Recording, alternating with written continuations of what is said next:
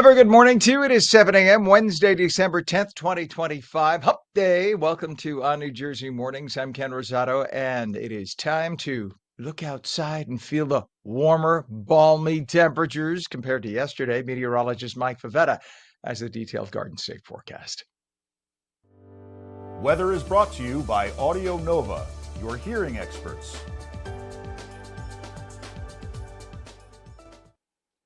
The difference 24 hours can make. It feels like Yeah. we're having a heat wave.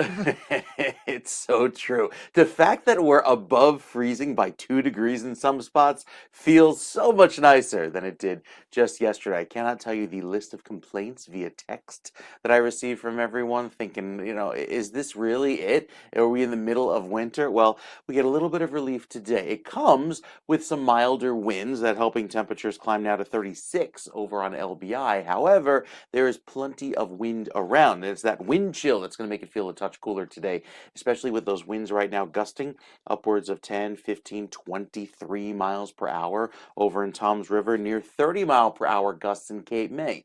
Those winds, however, are driving in the milder air and preventing us from having much of any snow today at all. I'll get to that in just a sec. We're anywhere from 15 to 20 degrees warmer than this time yesterday. That is a big jump in temperatures. So we start off cloudy right now, anticipating the first rounds of rain to get going much later on today. There could be a few flakes and flurries up there in northern New Jersey by lunchtime, but notice how a lot of this rain today is delayed and arriving until the afternoon hours. By then, temperatures will have warmed into the upper 40s, so it is a plain rain statewide. Only see maybe a little bit of light snowfall up at High Point State Park. Beyond that, plan on the rain right through the evening rush, and it's a cold, wet rain right through the evening into, say, 9, 10 o'clock tonight. Then as we head into tomorrow, that's when it turns cold again. So we're back in the freezer for our Thursday with a gusty northwesterly wind, likely have some flurries around in northern New Jersey, and keep that cold air in place clear through the weekend, starting off on Saturday morning, back down in the teens and 20s, just like yesterday, and keeping it cold even through Sunday with some flurries again in the forecast. So stays chilly, but at least today is wet, not white, going into the afternoon. And then as we head into the next few days, dry, sunny, but back down into the freezer, Ken. Back down into the freezer. I put meat in there already. Now you said I got to take the meat out and make room for it. Hey, Well, it's the all right. chest freezer that you keep extra cold, the long-term storage. Why does every Italian American have a chest freezer? We'll let people At wonder least one. about that.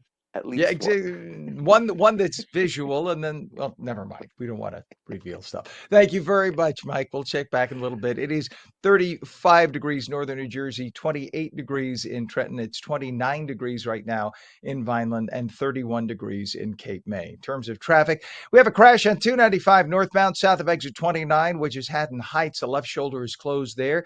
Crash on US 1 southbound north of Stouts Lane in South Brunswick. The right lane is closed. We have a crash with property damage on US 1 southbound north of 287 in Edison. Right lane is closed there, and a utility pulled down Route 73 northbound by Remington Avenue, Pennsauken. 2 right lanes of the 3 lanes and the right shoulder closed. So that is just a crawl getting through there. Delays already reported at the Lincoln Tunnel, Center Tunnel eastbound on the Jersey side from the toll plaza. Right now we're told 35 minutes in via the Lincoln. It's 30 via the Holland. Take a look at the GWB upper and lower levels. It is actually better than yesterday, but still very heavy. About a 35-minute commute time in. Your upper level on the right, a little bit better than the lower level on the left. Our time right now is 7:05, and 2 Absecon men have been arrested after making terroristic threats to DHS Assistant Secretary Tricia McLaughlin. Emilia Roman Flores and Ricardo Antonio Roman Flores, who are twin brothers, are accused of threatening to shoot ICE officers on sight, in addition to threatening to hang McLaughlin. They're both American citizens. McLaughlin has become one of the key faces of the Department of Homeland Security under President Trump, alongside Secretary Kristi Noem. As a leading spokesperson, she has repeatedly raised concerns about a rise in attacks and threats toward federal agents. 7:05 right now. New Jersey may have overpaid millions of dollars for child care subsidies. A recent audit shows about 15% of children in the program did not actually qualify because their family incomes exceeded eligibility limits. At the same time, there are roughly 8,000 children on the waiting list for child care assistance who can't get in. So people who shouldn't be getting the money are getting it, and people who need the money can't get it because of the people who are getting it. Poor oversight, weak internal controls, Democrat government. This allowed many ineligible participants to receive funds. They couldn't receive their funds, raising concerns about the integrity and fairness of the entire system. In response, the state's Division of Family Development is changing procedures and strengthening controls to prevent overpayment and misuse. But yet another Democrat program, financially mismanaged. Nobody gives a damn because it ain't their money, it's your money. So they just give them the money. By the way, it doesn't help when you have nearly 1 million illegal migrants fighting for the same money that you are fighting for your family, and they comprise about 12% of the population of the state of New Jersey. It is, as the folks on the left love to say, it's unsustainable. It's not sustainable. Well, it's not sustainable when you have 10 to 12% of the population here illegally or not paying taxes, and we have to foot the bill. That was not the idea of us opening the doors for refugees. It wasn't supposed to be a fifth of our state or an eighth of our state. That wasn't supposed to be the case. But this is Democrats. Let them in. What's the difference? There you have it. 7:07 right now, and a Hunterdon County couple, Randall Kelko and Lisa DeStefano, were charged with making false reports, alleging that New Jersey State Police troopers sexually assaulted Kelko while on duty. The couple reported the alleged assault to hospital staff, New Brunswick police, and later filed a complaint with the New Jersey State Police Office of Professional Standards. An investigation, though, determined the incident never occurred. Body cam video and video from Kelko's cell phone showed the troopers' interactions during a domestic dispute response, and that contradicted the couple's claims. If convicted, Kelko and DeStefano could receive up to 10 years in prison and fines of up to $150,000. 7:08 right now. Residents along Japan's northeast coast were warned to stay alert as aftershocks continued yesterday in the aftermath of a major earthquake that left at least 33 people hurt. The U.S. Geological Survey reported a magnitude 6.6 and later a 5.1 quake in the hours after the initial tremor late Monday, local time in Japan. The USGS measured the main quake at 7.6 magnitude just off the coast of the city of Misawa in Aomori Prefecture, and it was about 27 miles deep. Most of the people hurt were hit by falling debris. A tsunami of just over 2 feet was measured in Kuji Port, and waves of up to 20 inches struck other communities in that region. 7:08 right now. A Manhattan federal judge yesterday ordered the release of grand jury records tied to the criminal case of notorious pedophile Jeffrey Epstein's accomplice, Ghislaine Maxwell. Federal prosecutors must publish the records, including search warrants and grand jury testimony, because of the law that President Trump signed last month compelling the release of all Epstein-related documents. But the judge cautioned that the new records would not reveal any bombshells to members of the public that followed Maxwell's 2021 trial, where she was convicted of multiple sex crimes for helping Epstein abuse girls as young as 14. Democrats were screaming for the release of the files. Remember, all we heard every day was Epstein files. Trump has something to hide. Epstein files, right? Where are those assholes now? Where are they? Why don't you pick up the phone and call Schumer and say, hey, jerk, where are you? Why aren't you screaming for the Epstein files now, dumbass? Maybe because you found nothing in there, and maybe because you found stuff that incriminates your own Democrat buddies, and now you're keeping your big fat mouth shut. I'm sure President Trump has something to do with it. I'm sure. Yeah, okay. You know, this shows what a dumbass Schumer and his ilk are. Over a period of 4 years, the Democrats controlled everything in D.C. They had full access to every jot and tittle, every little piece of the Epstein file. Do you not think at some point they would have looked through and said, oh, here's something connecting Trump? I'm sure they did, and they found nothing connecting Trump. But apparently the word didn't get to Schumer and his ilk. Or it did, and they decided to use the 3-day news cycle to try to imply and incriminate so that people will forever associate in their minds that there's some connection, but there is none. Anyway, now it has been shown there is no link. Notice how quiet mainstream media and liberals have become about the Epstein files. They don't hear anything about them. Not a word. All you heard for a week. See, you had the government shutdown first, right? Government shutdown was causing issues, so that's all we talked about.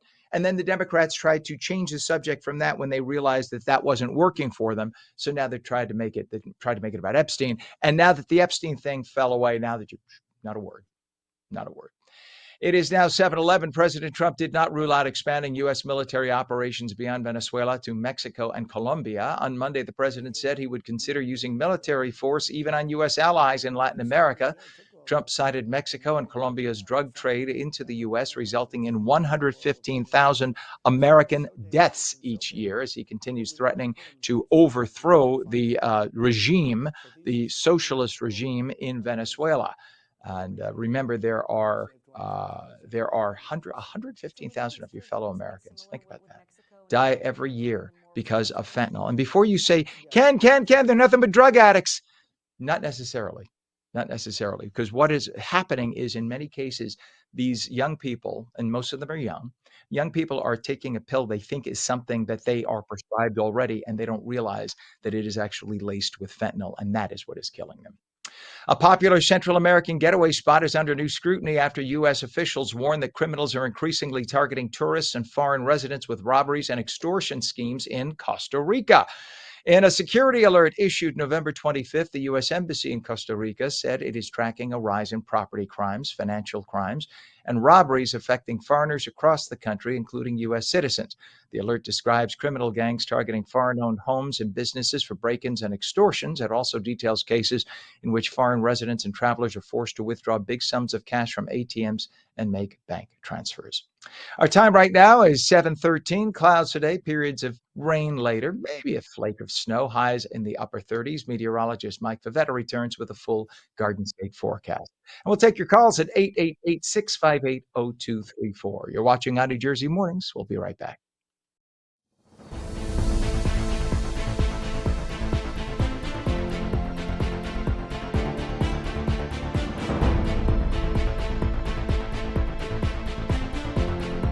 Play it like the New York Sirens.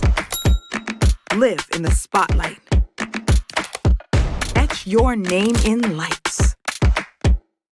Embrace the noise.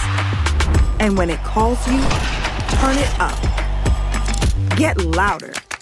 Play it like they'll hear us everywhere. Because this is our team. New York Sirens. Play it big.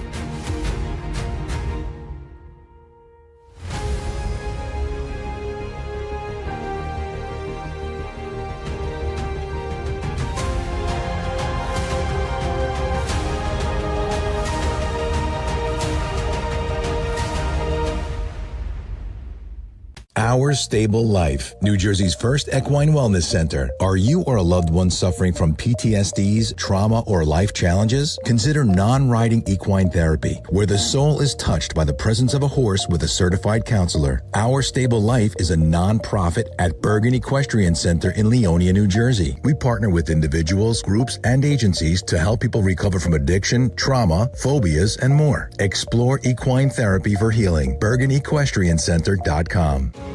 At AmeriHealth, we understand what's important to you.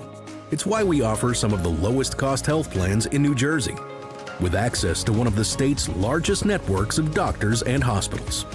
Plus, with free 24/7 virtual care, you can see a doctor anytime and anywhere. And we're committed to giving back to help make a difference in our communities. Learn more at AmeriHealth.com. A health plan for everyone.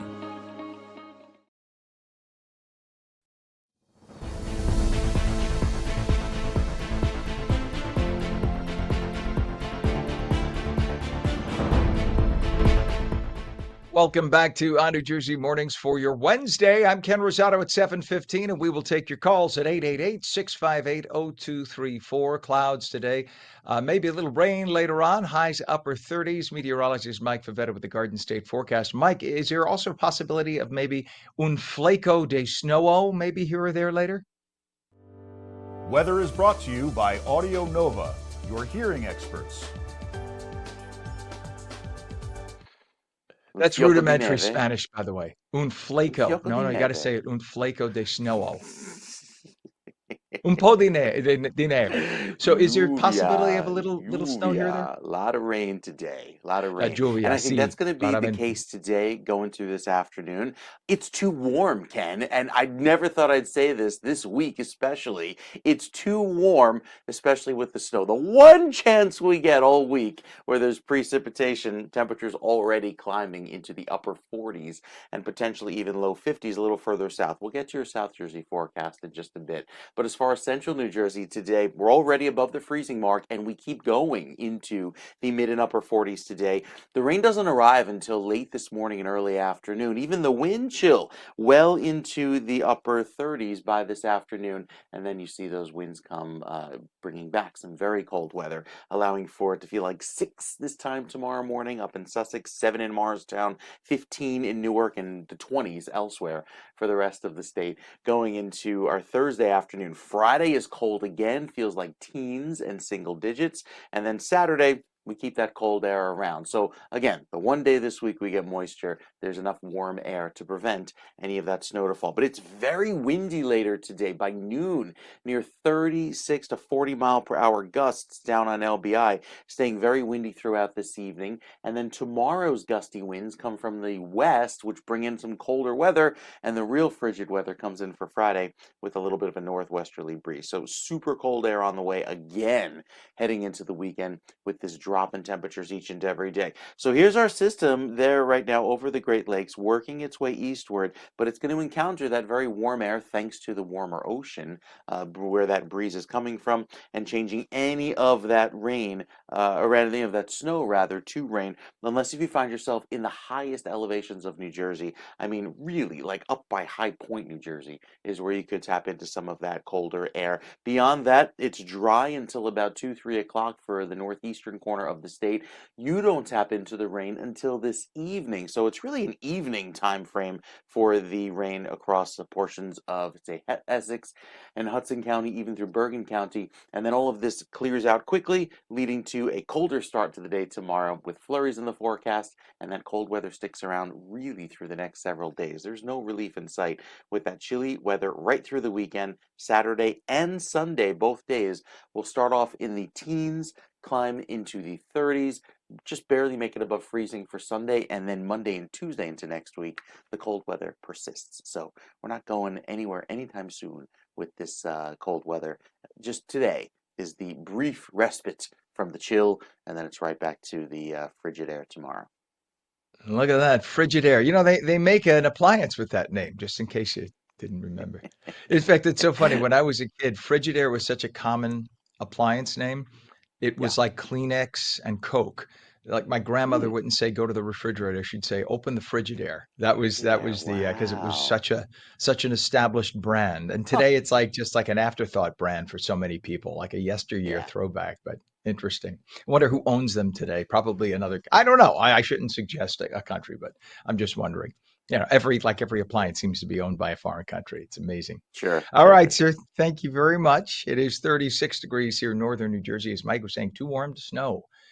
Crazy. It's 28 though in Trenton, so the inland areas are definitely chillier than the coastal areas because of the warmer waters of the rivers, etc., and the Atlantic Ocean. In terms of traffic, let's go over to Route 22, shall we? We have a crash on Route 22 eastbound, east of North Broad Street, Hillside. One left lane is closed, and look at the mess that is causing as a result. Yikes. We also have issues on US 1 southbound north of Route 522, Stouts Lane in South Brunswick. The right lane of 2 lanes closed. Let us go over to 295, shall we? 295 northbound south of exit 29, which is US 30 in Haddon Heights.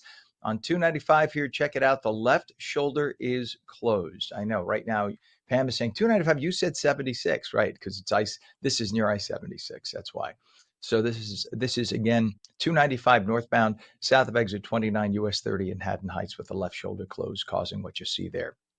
over to the New Jersey Turnpike Eastern Spur northbound from north of interchange 15E to north of interchange 15W. All lanes open, but it's about a 1.5 mile delay. That's all due to volume. And your Hudson River approaches Lincoln Tunnel now 35 minutes. It's 30 minutes at the Holland. GWB is a hair better than it was yesterday. Still slow and heavy, though. It'll cost you about 35 to 40 minutes in. Upper level on the right, lower level on the left. 721, a major healthcare battle has been taking place in Monmouth County as RWJ Barnabas applied to move Monmouth Medical Center's hospital license from Long Branch to a new location in Tinton Falls, causing outcry from the community. The New Jersey Department of Health recently held a hearing on the matter. On New Jersey's Sean Thrunk takes us to Trenton. And we need to keep this hospital the way it is.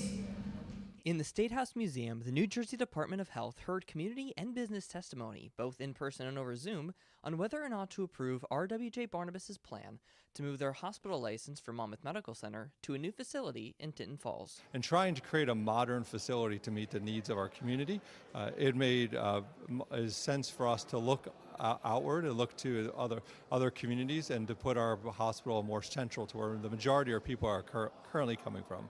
The current building was not designed to support the level or complexity of care we now provide. It should be stated that we are committed to providing excellent nursing care both at Monmouth Medical Center in Long Branch and Tinton Falls. It will give us a state-of-the-art surgical building, the next generation of robotics, imaging, artificial intelligence, minimally invasive technology. These expanded modernized spaces will allow us to continue delivering the safest procedures and the best outcomes for our patients. This proposal caused outrage throughout some of the community, including that of Representative Frank Pallone.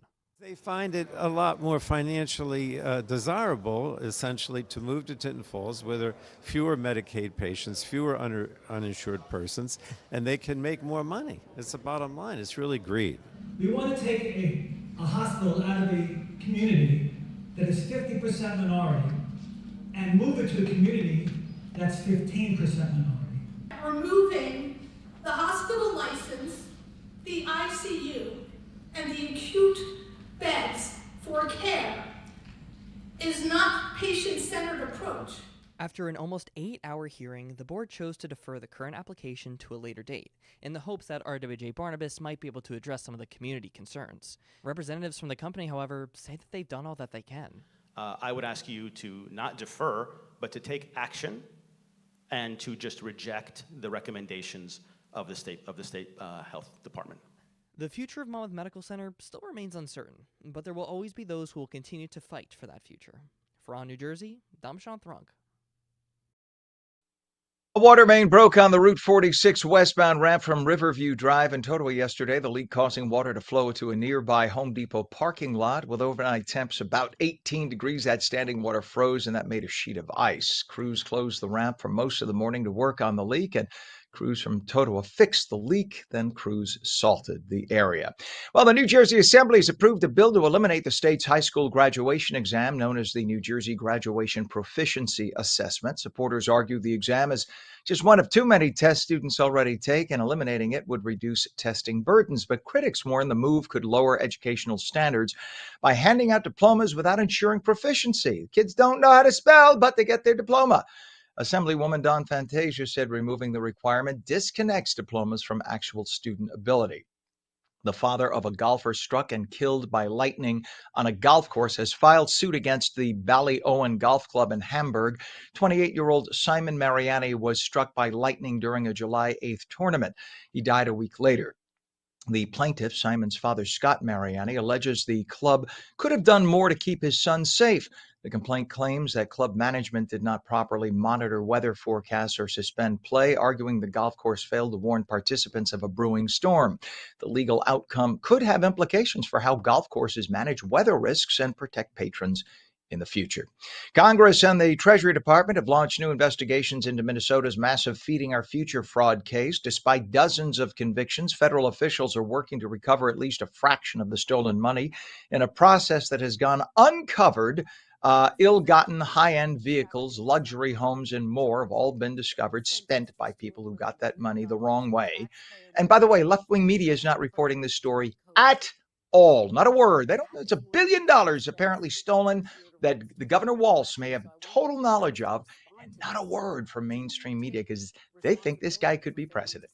Meanwhile, city officials in Minneapolis are bracing for an influx of ICE agents after the agency announced plans for a new operation in the state. 80% of the fraud cases allegedly originated in far left-wing Somali Congresswoman Ilhan Omar's district. Do you think that has something to do with it? It's all part of $1 billion fraud scheme involving state agencies and the Minnesota Somali community. The Archdiocese of New York will pay out nearly a third of $1 billion to victims of clergy sex abuse. That from Cardinal Timothy Dolan Monday. The Cardinal said the Archdiocese will pay the record amount to abuse survivors as part of a global settlement with victims. Dolan said the Archdiocese has made a series of difficult financial decisions to help fund the settlement, including selling the big Archdiocese headquarters building in Manhattan. All you free Palestine sycophant left-wing nuts, listen up. Hamas hid tons of baby formula and nutritional shakes meant for kids inside a warehouse so that Gazans and their children would starve to death. Isn't that nice? But yet they did it so it would look like Israel was not allowing food in. That's who you're backing with the Palestinian flags. Anti-Hamas activist Ahmed Fouad al-Khatib, who is a Palestinian, showed video proof of the accusation. Images shared on social media show the inside of a warehouse with thousands of packages of baby formula. The U.S. and Israel shipped in thousands of pallets of food, but Hamas terrorists have been hoarding it. And severe norovirus cases are surging much earlier than usual in the U.S. this year. It may be because a German cruise ship with over 100 norovirus-contaminated passengers made stops in New York, Miami, and other ports. The virus has so sickened people aboard the ship Aida Diva that they've encountered intensely forceful vomiting, causing people to crack their ribs. Wastewater surveillance through 6 New Jersey communities shows a high presence of the virus here. And depending on where you were last night, you may have caught a rare glimpse of the northern lights. Parts of the area were cloud-free and allowed for a decent view. We recently had another opportunity to see the northern lights in the Garden State when a big solar storm brought the light show to about half of the U.S. It is 7:27. When we come back, a new study suggesting many Americans may be heading toward a January holiday debt hangover. We'll explain. You're watching ONNJ Jersey Mornings on your Wednesday. We're back in 2 minutes.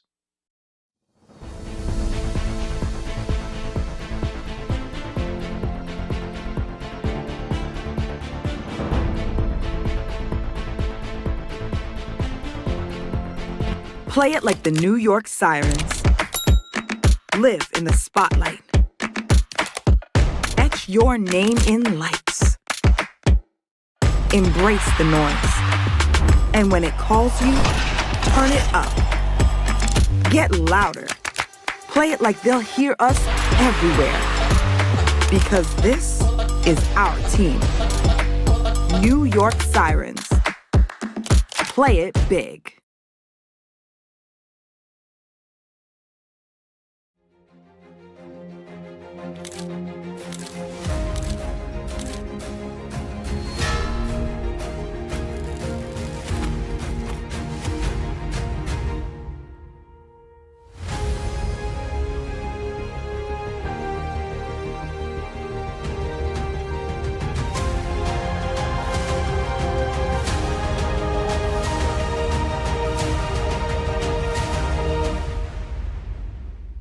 Our Stable Life, New Jersey's first equine wellness center. Are you or a loved one suffering from PTSDs, trauma, or life challenges? Consider non-riding equine therapy, where the soul is touched by the presence of a horse with a certified counselor. Our Stable Life is a non-profit at Bergen Equestrian Center in Leonia, New Jersey. We partner with individuals, groups, and agencies to help people recover from addiction, trauma, phobias, and more. Explore equine therapy for healing. BergenEquestrianCenter.com.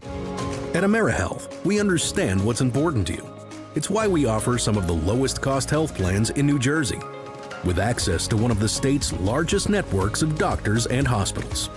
Plus, with free 24/7 virtual care, you can see a doctor anytime and anywhere.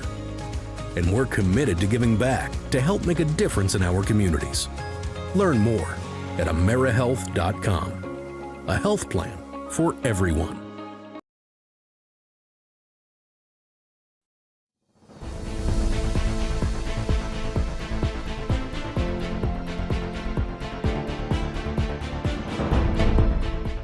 Very good morning to you. 7:30 right now. It is 36 degrees. I am Ken Rosato. It is Wednesday, December 10th, 2025. Welcome back to ONNJ Jersey Mornings.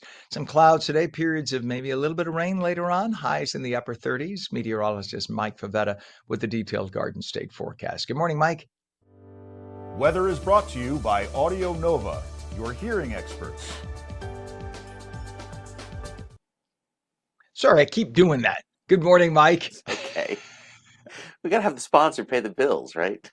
Oh, God bless them. Listen, thank God Right. for them. And they're a great product. And Mhm. by the way, I'm serious. I have to have mom. Oh my gosh, do I have to have mom call the good folks at Audio Nova?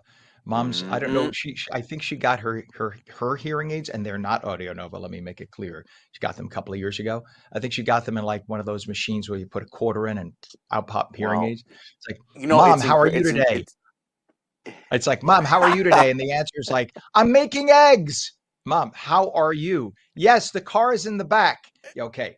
You think I'm kidding? This is my life. So yes, please, I'm but begging so the people of important. Audio And I Nova. know we're working to have a doctor of audiology on as a guest to explain the importance because we all know someone who has, a hearing disability, and maybe it's just age or it's so important, like you mentioned, to have proper hearing.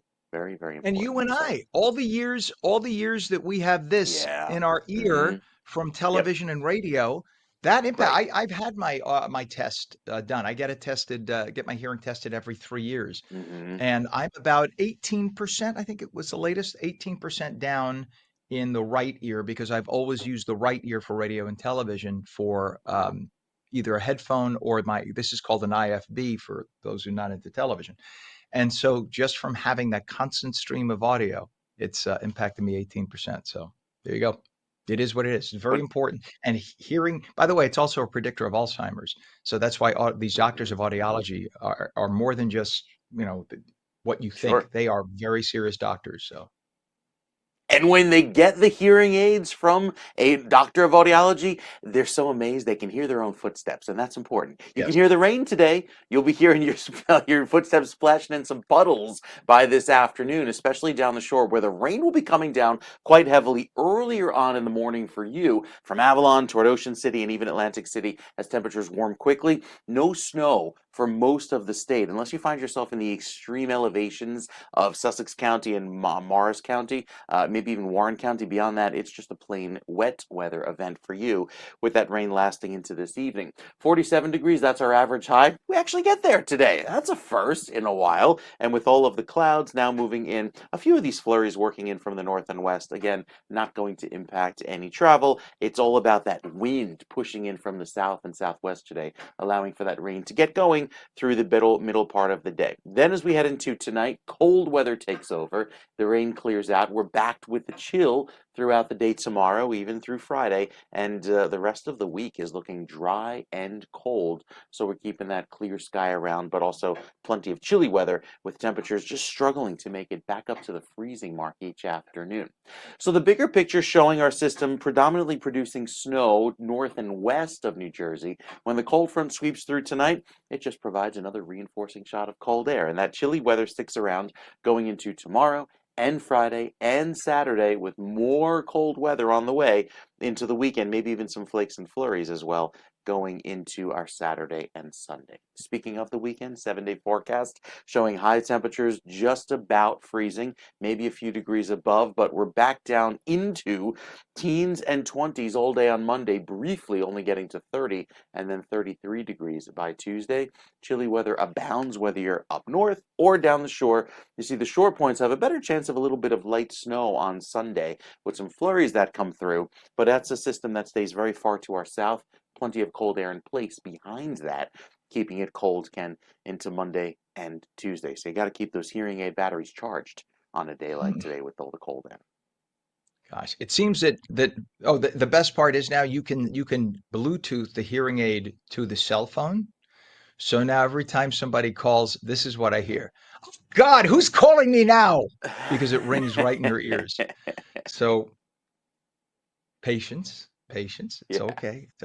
It's like, but if you don't Bluetooth, she doesn't know. The phone could ring till her purse like falls apart. It doesn't matter. So It is. I'm not making fun. This is reality. And anybody who This is has reality. Yeah. older parents or whatever with the issue, you know what I'm talking about. I'm sure there are a lot of Mm-hmm. people laughing, only not laughing at, but laughing because they get it. So, Yeah. all right, Mike, thank you very much, sir. God bless them, though. Thank God we have them. Appreciate you. 34 degrees right now, 7:35. It is 34 in northern New Jersey. Down in Trenton, though, it's 28 degrees. So inland, definitely colder. Looking at some traffic, 295 right now. We have a crash northbound south of exit 29, which is Route 30 in Franklin on Franklin Avenue, by Franklin Avenue in Berlin Township. All lanes are closed. So those folks are heading right into the area that's closed about half a mile from this point.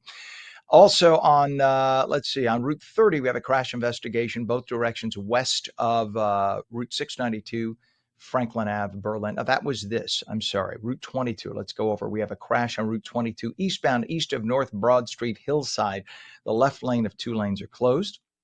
And then we have 2 issues on US 1 right now. We have a crash on US 1 southbound north of Stouts Lane in South Brunswick Township.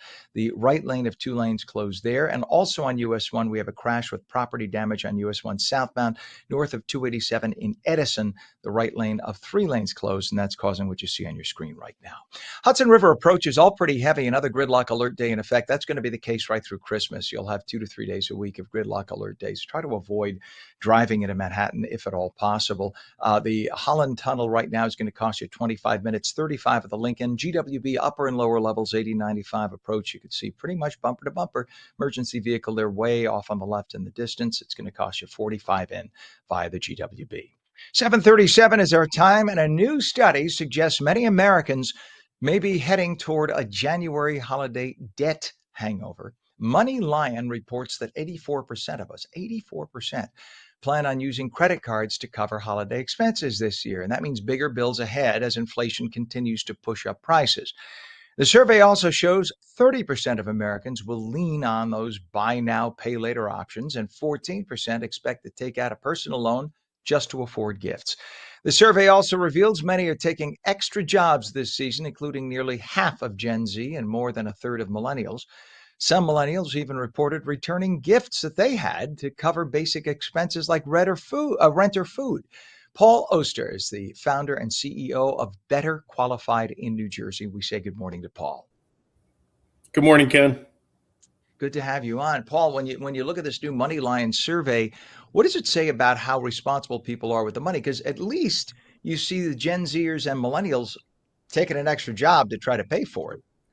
Yeah, I applaud that effort, right? What scares me the most is the U.S. consumer is resilient to a fault, and they just continue to spend money that they don't have. If they were using debit cards or cash and spending all that money, that would be great for the economy. But the reality is they're actually using what you just said, credit cards and these new buy now, pay later programs, which is basically a personal loan in the first place.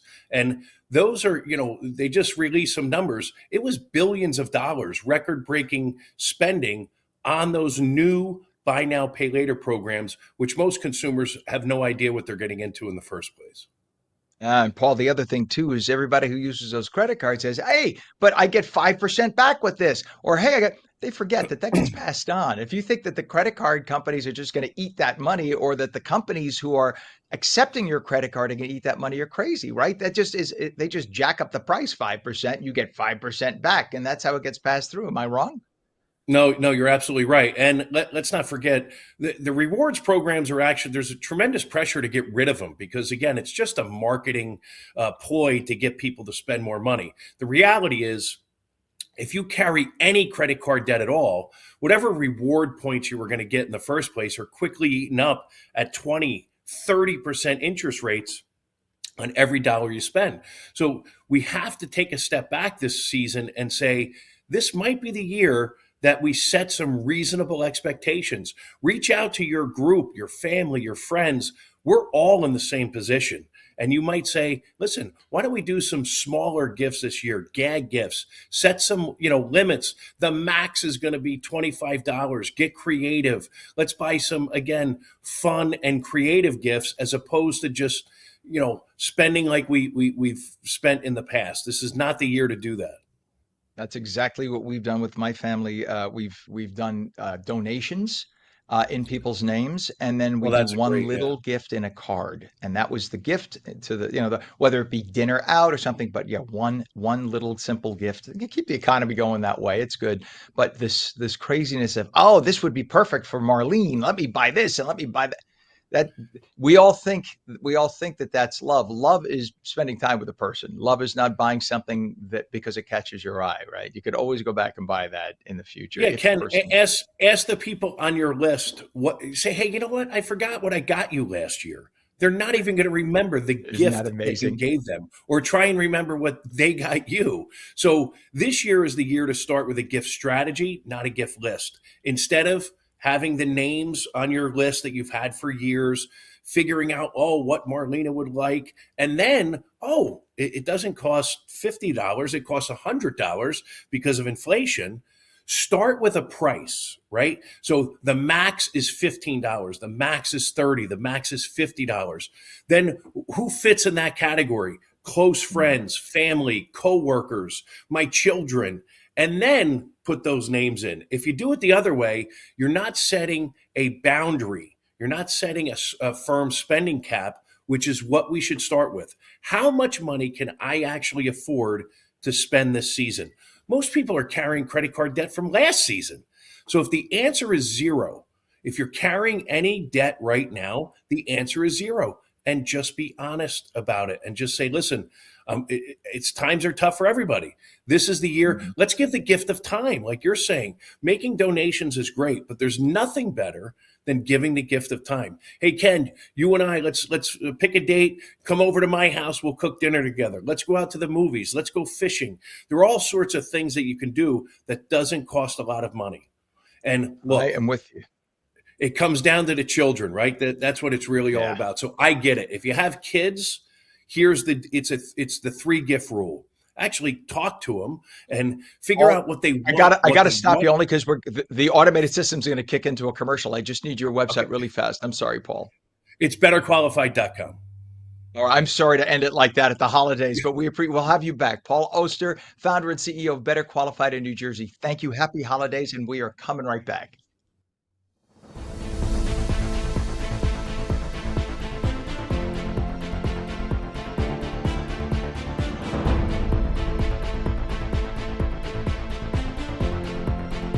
Play it like the New York Sirens.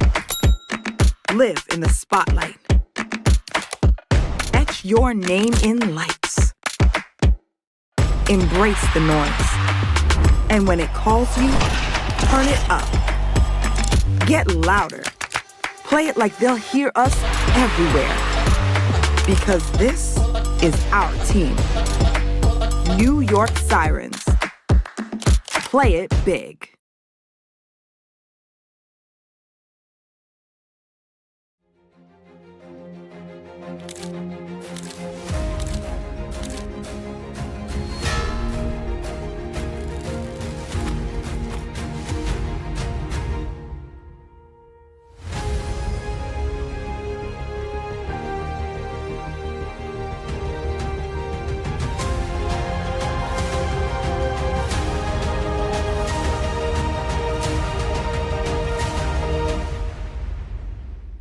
Our Stable Life, New Jersey's first equine wellness center. Are you or a loved one suffering from PTSDs, trauma, or life challenges? Consider non-riding equine therapy, where the soul is touched by the presence of a horse with a certified counselor. Our Stable Life is a non-profit at Bergen Equestrian Center in Leonia, New Jersey. We partner with individuals, groups, and agencies to help people recover from addiction, trauma, phobias, and more. Explore equine therapy for healing. BergenEquestrianCenter.com. At AmeriHealth, we understand what's important to you. It's why we offer some of the lowest cost health plans in New Jersey, with access to one of the state's largest networks of doctors and hospitals. Plus, with free 24/7 virtual care, you can see a doctor anytime and anywhere. And we're committed to giving back to help make a difference in our communities. Learn more at AmeriHealth.com. A health plan for everyone.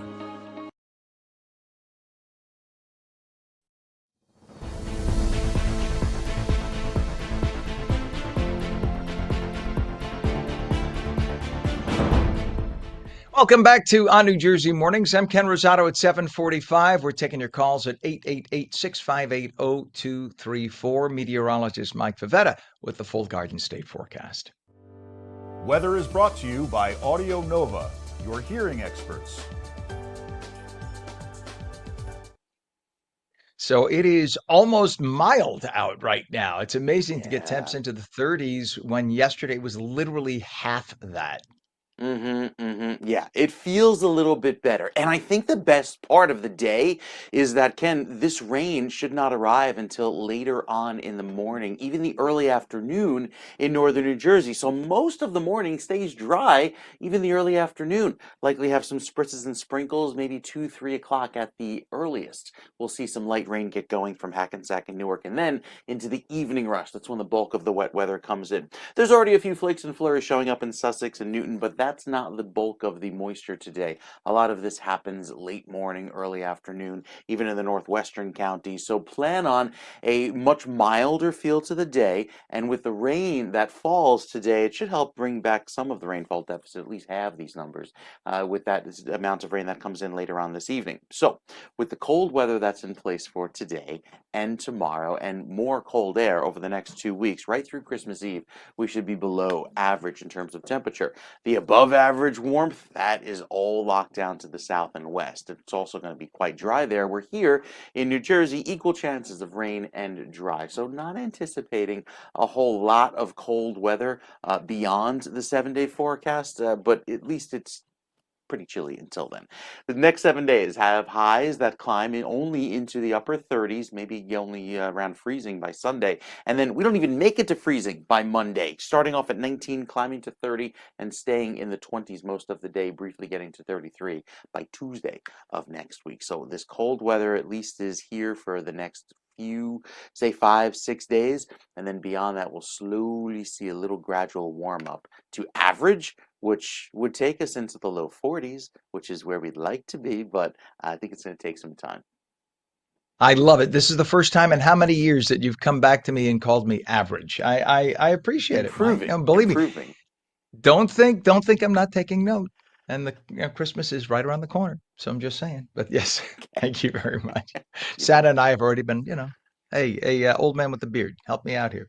All right, bud, we'll check back in a little bit. Thank you. It is, down. This happens all the time. Mike and I have talked about this a million times.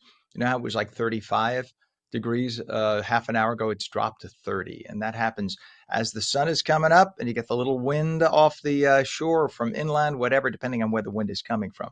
So it's dropped to 30 here in northern New Jersey, 28 degrees in Trenton. It is 29 degrees right now in Vineland, and it is 31 degrees in Cape May. 7:48 is our time. We have a crash investigation now on US 30, both directions. West of Route 692, Franklin Ave, Berlin. All lanes are closed there.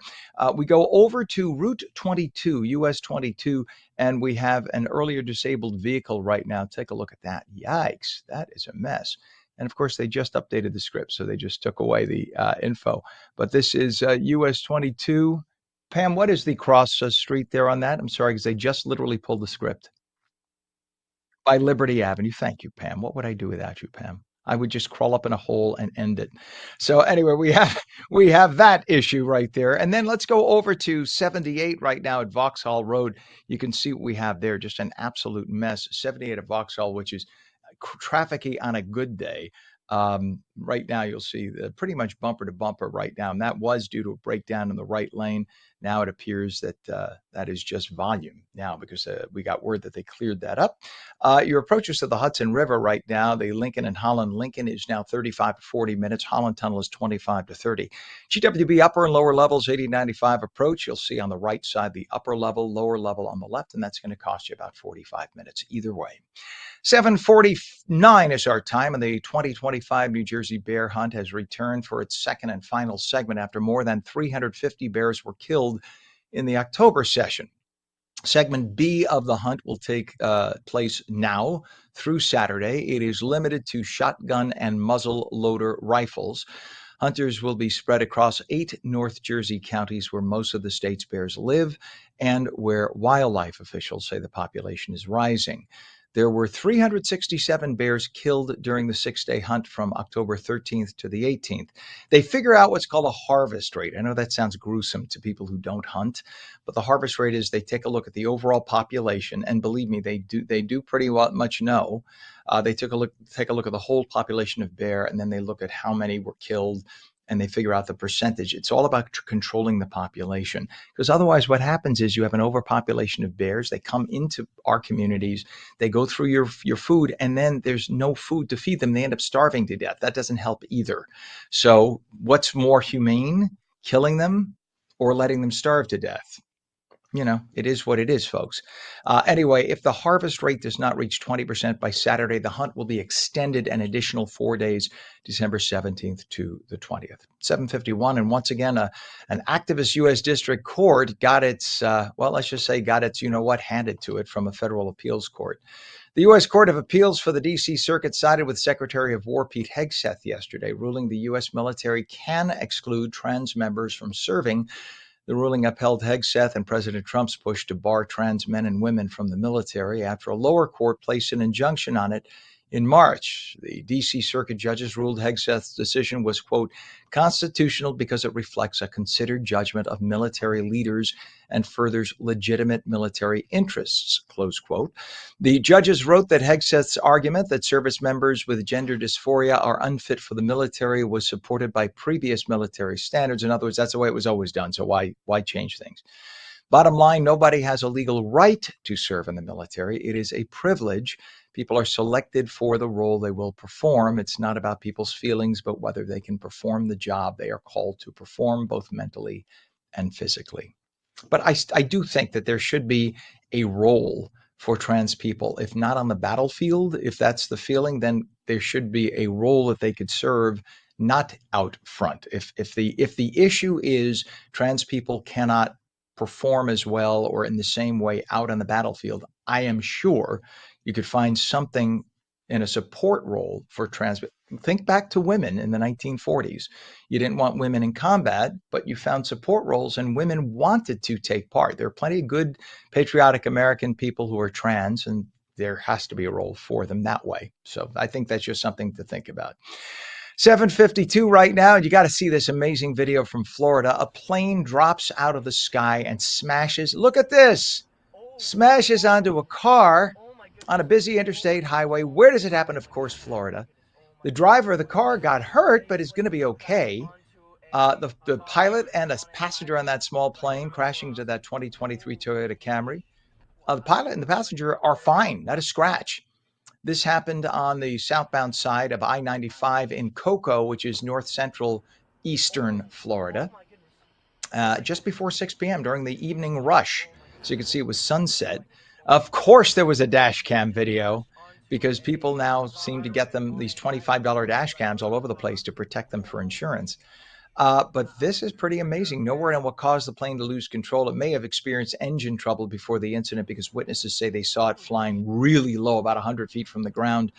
The car's driver taken to the hospital with just scratches, and the pilot and the passenger, again, not hurt. Amazing video. It is 7:54. The New Jersey State Assembly has approved a bill to eliminate the state's high school graduation exam. It's known as the New Jersey Graduation Proficiency Assessment. Supporters argue the exam is just one of many tests that students already take, and eliminating it would reduce all the burdens on the students. Critics, though, warn the move could lower educational standards by handing out diplomas without ensuring proficiency, that maybe students aren't really up to speed with math and verbal skills, and yet they're being pushed through the system. Assemblywoman Dawn Fantasia said removing the requirement disconnects diplomas from actual student ability. It is a good thing that in New Jersey, the schools have been doing better. Students have been doing better. They are our future. God bless them all. But I don't know if doing away with testing is the answer. Maybe we come up with something other than the traditional test. Maybe not every student is made to take a test. I know Ken, how do you do it? There's hundreds of thousands of students. You got to do it on a case-by-case basis. But I think it's important. Some students can do it without taking a test and others can't. It is 7:55. The father of a golfer struck and killed by lightning on a golf course has filed suit against Ballyowen Golf Club in Hamburg, New Jersey. 28-year-old Simon Mariani was struck by lightning during a July 8th tournament. He died a week later. The plaintiff, Simon's father, Scott Mariani, alleges the club could have done more to keep his son safe. The complaint claims that club management did not properly monitor weather forecasts or suspend play, arguing the golf course failed to warn participants of a brewing storm. Well, whatever the legal outcome, it could have implications for how golf courses manage weather risks and protect patrons in the future. In other words, you show up at a golf course and it's sunny and they find out that in an hour there's a 5% chance of a thunderstorm. They may say, sorry, you can't go out. That may be the case if, in fact, the courts rule against the golf course. So listen, horrible that this poor young man in his 20s got struck by lightning and died. That is unquestionably awful. But the question is, how responsible is the golf course? And in this case, the courts will make that decision. 7:56, Congress and the Treasury Department have launched new investigations into Minnesota's massive Feeding Our Future fraud case. Despite dozens of convictions, federal officials are working to recover at least a fraction of the stolen money in a process that's already uncovered ill-gotten high-end vehicles, luxury homes, and more. Meanwhile, city officials in Minneapolis are bracing for an influx of ICE agents after the agency announced plans for a new operation in the state. 80% of the fraud cases allegedly originated in Somali Congresswoman Ilhan Omar's district. She's a Democrat. It is all part of a billion-dollar fraud scheme involving state agencies and the Minnesota Somali community. Apparently, whistleblowers were warning Governor Walz about it for years. And instead of doing something about it, I think because of political correctness, because the Somali community is black, I think Somalis, essential part of the state of Minnesota, a big part, but I think Tim Walz was so afraid of appearing racist because of the whole image of it that he did nothing. And doing nothing when there's corruption is just as bad as doing too much if you are prejudiced. You are prejudiced one way or the other, Tim Walz. That is not fair to Somalis who really did need those programs. Now they are all being painted with a broad brush of negativity. Had you just gone after the crooks, this wouldn't be the case. 7:57, when we come back, a remarkable program using music to bring joy to those living with Alzheimer's disease and related dementias.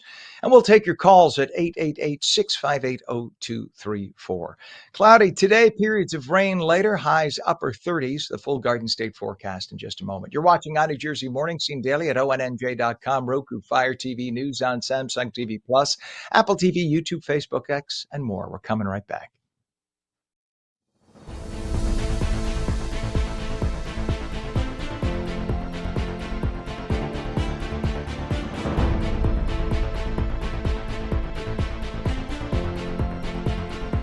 Play it like the New York Sirens. Live in the spotlight. Etch your name in lights. Embrace the noise. And when it calls you, turn it up. Get louder. Play it like they'll hear us everywhere. Because this is our team. New York Sirens. Play it big.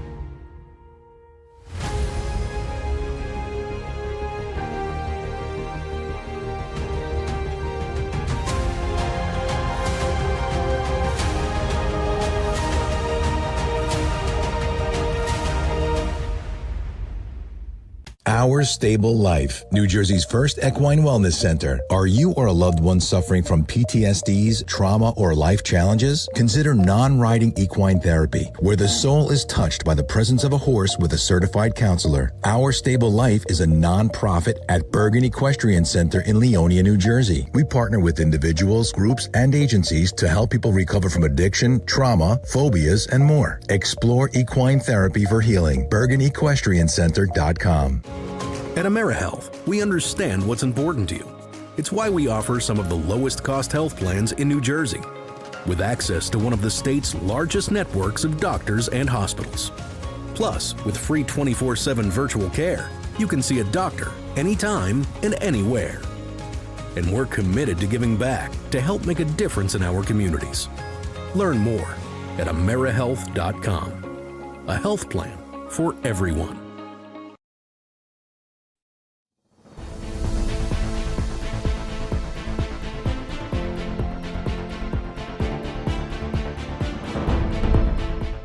Good morning. It is 8 a.m. Wednesday, December 10th. Welcome back to ONNJ Jersey Mornings. I'm Ken Rosato taking calls at 888-658-0234. Meteorologist Mike Favetta has the full Garden State forecast.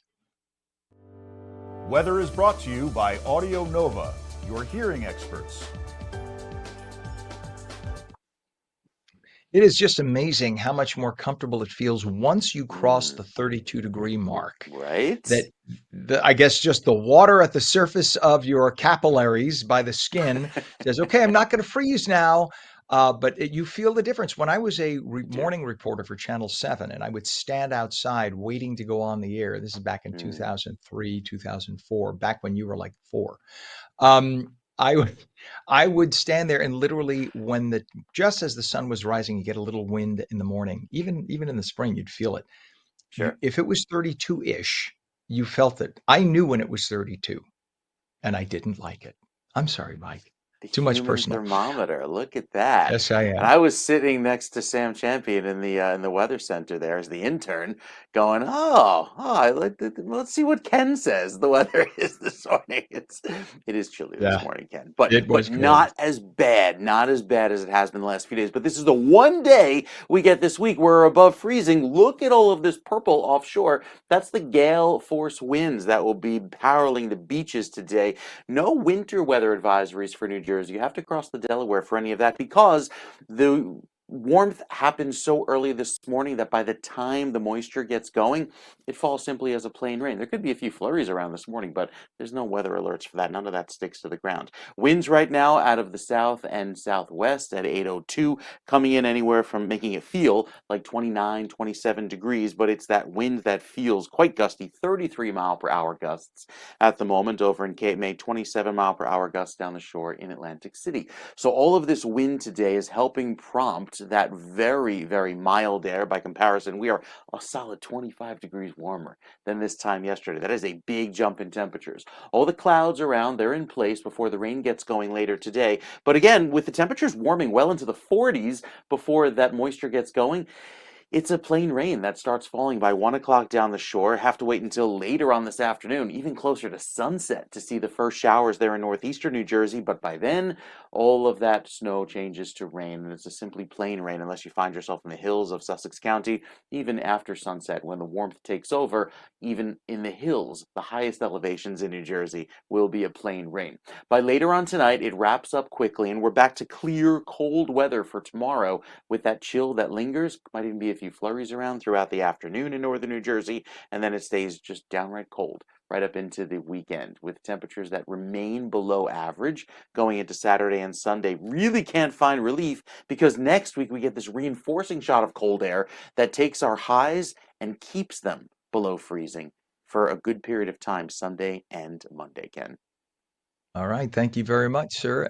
It is 8:03, and our temperature is 30 degrees right now in Trenton. It is 37, though, in northern New Jersey, closer to the water. So the closer we are to the river, the warmer the temperature because the waters are warmer.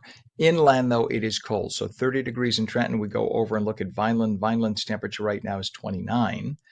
But then toward the shore at Cape May, it's 34. So again, the water moderates the temperature a little bit. In terms of traffic, we have a crash on the Garden State southbound north of Barnegat Tolls and Ocean Township. The right shoulder is blocked, just causing a little rubbernecking through there. We go over to US 1. We have a crash with property damage southbound north of 287 in Edison. The right lane of 3 lanes closed. That's causing the delay you see now. Pam, the next one we wanted was 22. Not 78. Let's go to 22 if we could. So we have delays on 22 eastbound by Morris Avenue in Union from there to west of Bloy Street, Hillside. All lanes are open. Yeah, it has opened up. It just opened up. So that happened just moments ago. There were residual delays as recently as 5 minutes ago, but good. We'll cross that one off the list. That's a good thing. Over to the approaches to the Hudson River right now, Lincoln Tunnel approach on 495. It is heavy. In fact, it's going to cost you about 35 minutes into Manhattan, which is a gridlock alert day, we should mention, in effect there in Manhattan. So the 495 approach to the Lincoln Tunnel, right there, bumper to bumper. It is very heavy. It doesn't help, of course. People are driving into the glare of the sun, the eastern sun, in the morning, and that definitely causes a slowdown. But this is also volume. The Holland Tunnel approach is about 25 to 30. GWB, upper and lower levels, 80, 95, extremely heavy this morning. This is the case. Again, gridlock alert days will bring that out, and that's going to cost you about 45 minutes into Manhattan. 8:05 is our time. There is an amazing program using music to bring joy to those living with Alzheimer's disease and related dementias. The Encore Chorus at the Eastman School of Music in Rochester is an intergenerational chorus that brings together volunteers of all ages. Encore blends familiar mid-1960s favorites with new songs that encourage learning and encouragement and engagement, I should say, in order to spark memory. And it's the first program of its kind in the U.S. offered through a community music school connected to a world-class conservatory and a major research medical center. Erica Porter-Smith is the music director of Encore Chorus, and Michael Allen Anderson is the program's founder and program director. We say good morning, Erica and Michael. Good morning. Good morning. Good. For those who don't realize, Rochester, you were home to Eastman Kodak. It's you're home to the University, Rochester Polytechnic. So it's a very intellectual town. For those who don't realize, it's sort of what Princeton is in New Jersey. Because I've been to Rochester, or as you say, Rochester, right? Don't the locals tend to call it that? I'm from lower New York State. Yeah. And so there's a very intellectual type community. I only say that because that's why you would have a conservatory and the things that the folks of the college intelligentsia would love. And I am one of those people. I love it. So it's awesome that you have that. And I have a father at 95 with advanced dementia. So this is near and dear to my heart. And I've seen what music does. Talk about how the program is so unique, though, in the world of dementia support, please. So, good morning. Yeah, this is quite an interesting time to be in because we have no pharmaceutical intervention for Alzheimer's disease and related dementias, but there is promise that we have through the arts, not just through music, but also visual art and culture and nature have been shown to have really positive effects on people living with dementia. And you specifically bring music out that's focuses on the mid-1960s, because I'm assuming that the age group of people today suffering from Alzheimer's and related dementias, they were what, in their teens, 20s, whatever, back in the mid-1960s, right? So that's why it brings back that part of the brain that's still very much connected. Yes. So in our first session that we started 2 years ago, before we got to know any of our course members, we focused on music from the 1950s and 60s specifically, as for the same reasons that you just described, that it would relate to them in their teens and 20s. We do have quite an age range within our course at the moment, with our eldest member being about 95. And so we do cover quite a wide range of decades and genres of music within the repertoire that they actually, yeah. And so the 95-year-old is singing? Oh, yes. Yeah. Every word. She's one of the most active people in the group. I love it. I love it. And, you know, even look, if my dad didn't have the dementia he did, you wouldn't even know it. He looks like he's 20 years younger than he is. His heart, his lungs, everything about him, even his skin tight as a drum, then the brain. As you're talking to him, you bring back something from 1975, he will give you details and tell you a story that'll knock your socks off. Then he'll look at you and say, "Who are you?" And it just breaks your heart. It breaks your heart because you know there's so much in there yet, but it's beautiful. When they bring music around where he is right now, he immediately lights up. And it's usually stuff from the 60s and 70s, and he lights up right away. So you guys have light movement, storytelling, all part of your rehearsals. How do you see that supports the cognitive and emotional well-being for your singers?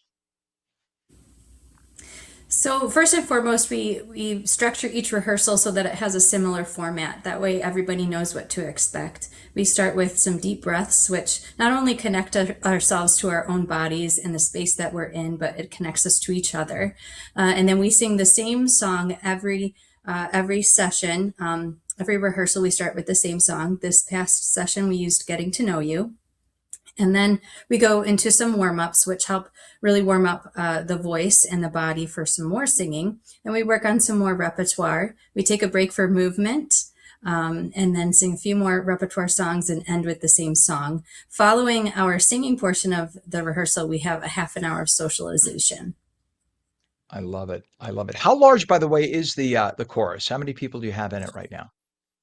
Well, we're organized in groups of two. So a person who has dementia comes to the chorus with their caregiver, care partner. So they come in pairs, and we have about 20 pairs right now, which is really strong. But in addition to that, to kind of aid the operation, we have a really dedicated group of volunteers. So we assign a volunteer to each pair. And so effectively, we have almost a 60-person chorus at this point. I love it. And this is all linked together with the conservatory and the research medical center. That partnership is really essential on how you shape things, right, with the program? So the Community Music School is a really wonderful infrastructure that the Eastman School of Music, the conservatory, offers to the community of Rochester. It has thousands of students and is one of the strongest programs in the country. But then when you link that to a research medical center at the University of Rochester, we have one of the greatest, top 25 medical research center in the country. So we've got a lot of power to make something like this really strong, train our volunteers, get good people in place. Rochester is a great community, and with just so much intelligence right there in that center in Western New York State. And I guess that's considered Western, right? Not so much upstate. Everyone south of like Westchester County, they call that upstate, but it's more Western New York State. And it stands for every new connection offers resonating experiences. What does that phrase mean to you in practice? Sure. So it's been really amazing for me and my background coming from working in a long-term care community, where all of a sudden we have a chorus that's comprised of people coming from the community and creating connections with each other. They're folks that didn't necessarily know each other before starting this chorus. A few folks did, but the most amazing part of this process over the last 2 years is really watching the caregivers that come with the folks living with a memory loss create relationships with one another, and creating that support system for one another as well. Erica, I don't mean to cut you off. They're going to cut to a commercial that's automated. I just need to get your website really fast because I want people to learn more about you. Sure. I want people just to go to the Eastman Community Music School website, and they can search Encore. Just Google that. You'll get it. Erica Porter-Smith, Music Director of Encore Chorus, and Michael Allen Anderson, Encore Chorus's Program Founder and Program Director. Thank you for coming on this morning. Happy holidays, and thank you for what you do. Thanks, you for having us. You bet. We're coming right back. Don't go away.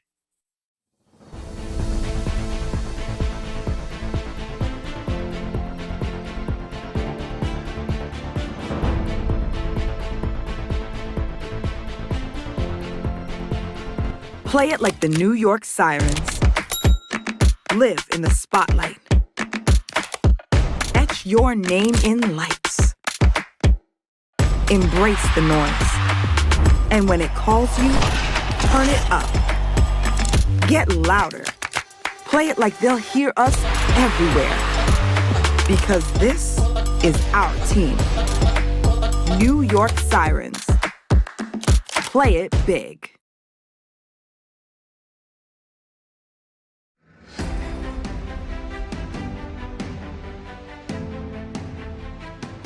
Hey, New Jersey, want to choose how you live as you age?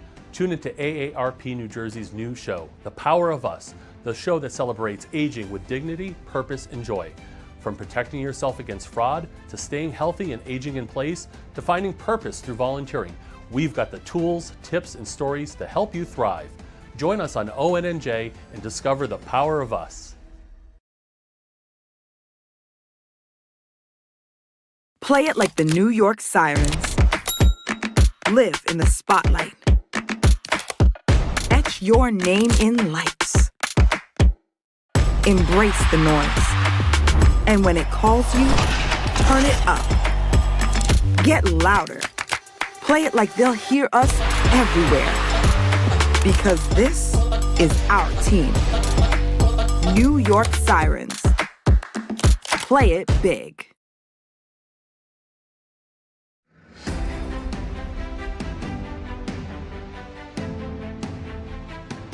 Hey, New Jersey, want to choose how you live as you age? Tune into AARP New Jersey's new show, The Power of Us, the show that celebrates aging with dignity, purpose, and joy.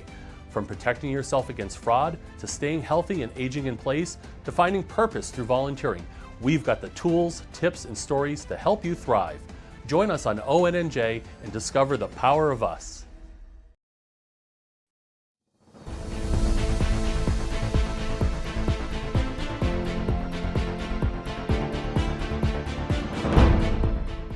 Welcome back to ONNJ Mornings. I'm Ken Rosato at 8:15, and we'll take your calls at 888-658-0234. Meteorologist Mike Favetta has the full Garden State forecast. Weather is brought to you by Audio Nova, your hearing experts. And what a difference a day makes. It's really nice, Mike. It's comfy outside. It is. I'm sure that And I love the Rocco doesn't mind fact. going out.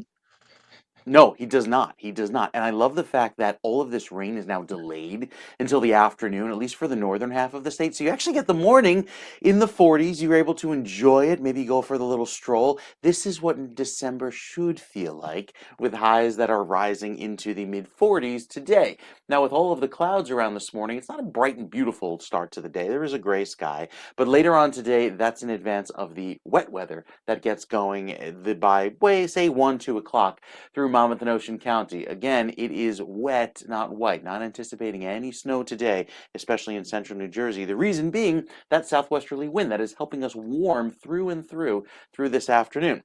We're back to the chill come tomorrow morning. Wind chills are down in the single digits, not only tomorrow morning, but also for Friday morning and again Saturday morning, feeling like the teens and 20s at best by Saturday afternoon. So that cold is here to stay.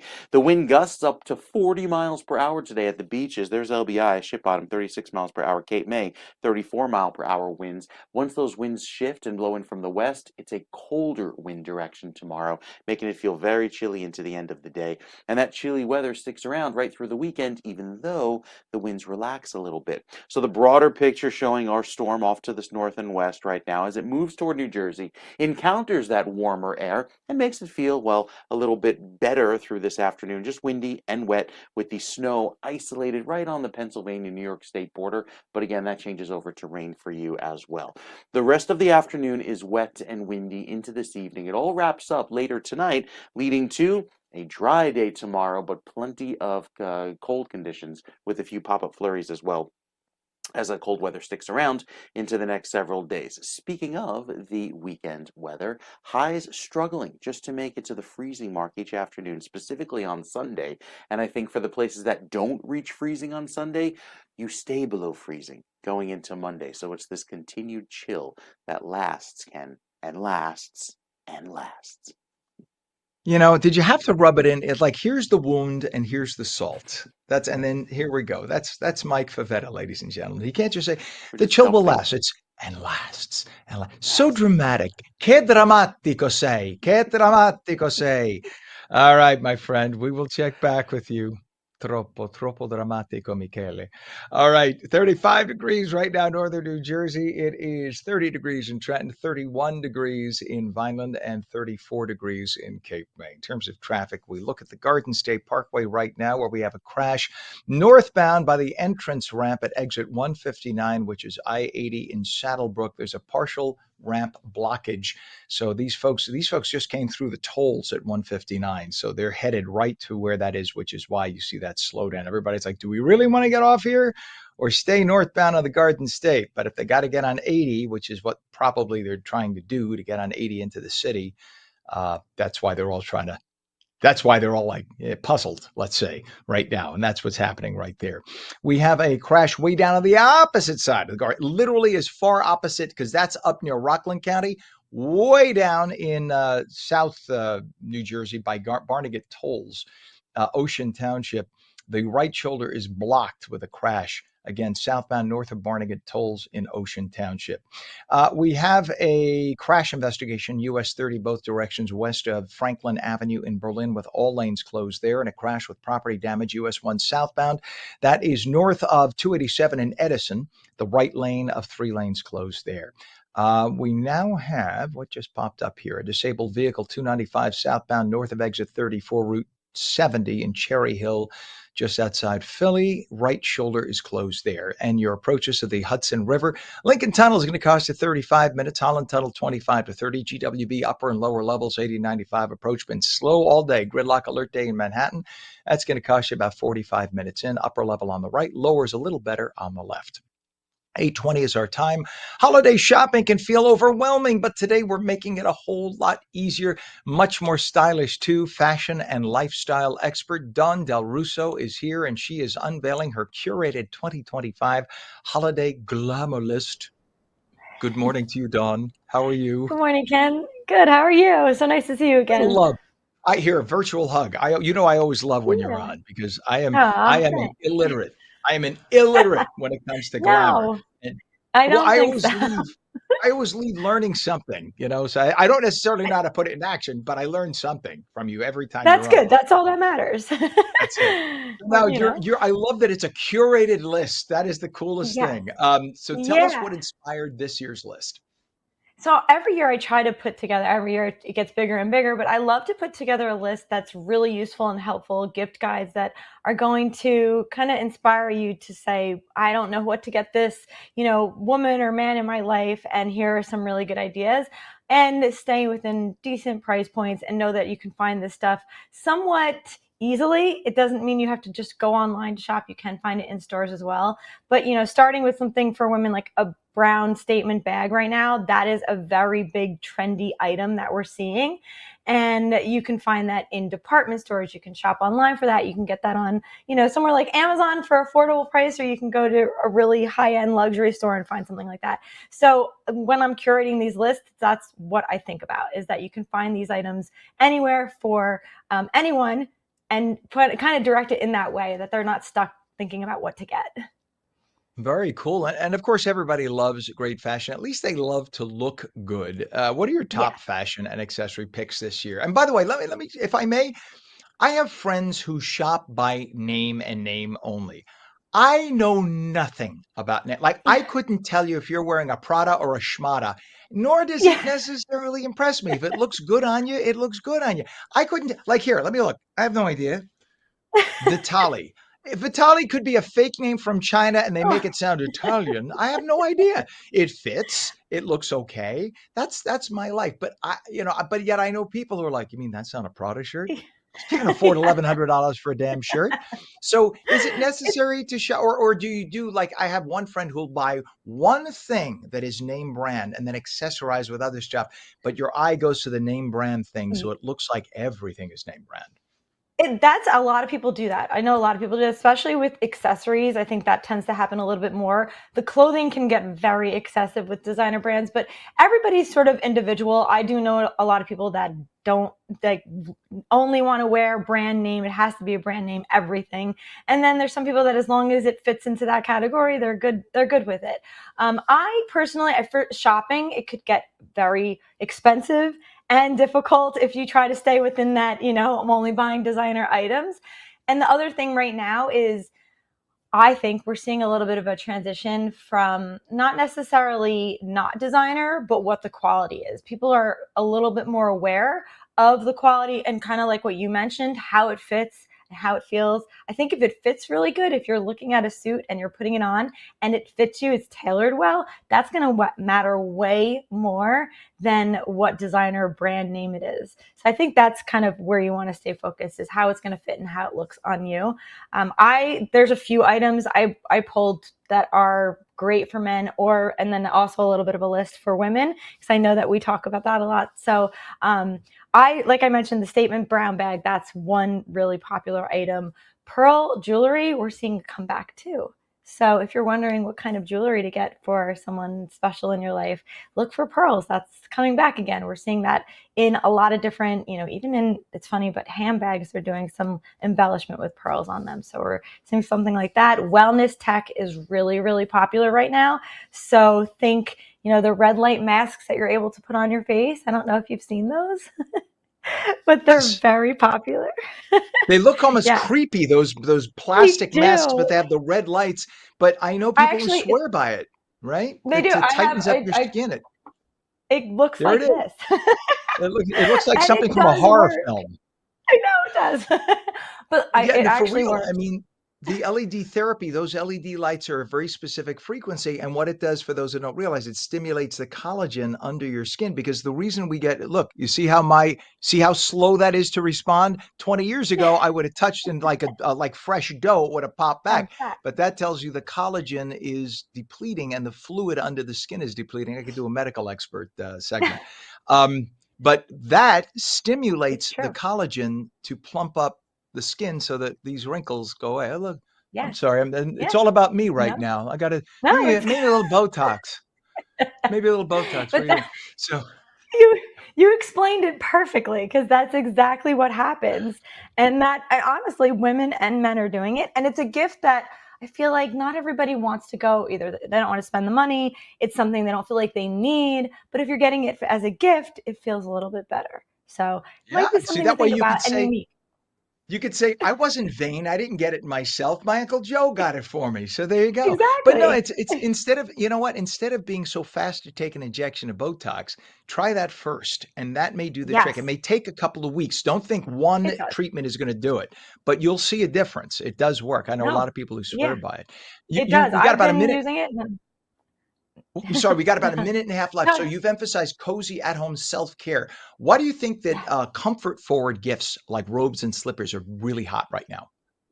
I think we all want to look for that comfort. We're not really treating ourselves. We're running around, we're working, we're so busy, constantly trying to get things done and never thinking, let me take care of myself, let me treat myself. So if you can do a gift that's going to pamper someone, maybe they're going to put a cozy robe on, they're going to put slippers on, they're going to get a nice, beautiful coffee table book that they could actually look through, something like that, things that are for your home, I think is a good direction to go in if you're unsure about what to get someone. I am all about the cozy. That is me. There's the fashion stuff, not so much. Although I know people who do 90% of. I'm just the oddball, but the cozy, I love that. What's a Love it. website to find your list, your curated list, or more information? Yes, it is livetheglamour.com, and you will find the whole entire list there and links. I love it. Fashion and lifestyle expert Dawn Del Russo, my fave. Thank you for coming on. Merry Christmas. Thank you, Ken. Merry Christmas. Thank you. She's just so awesome. She's just so full of energy. I love it. It is now 39 degrees at 8:28. When we come back, the phone lines are open. We'll take your calls at 888-658-0234. You're watching ONNJ Jersey Mornings. We'll be right back.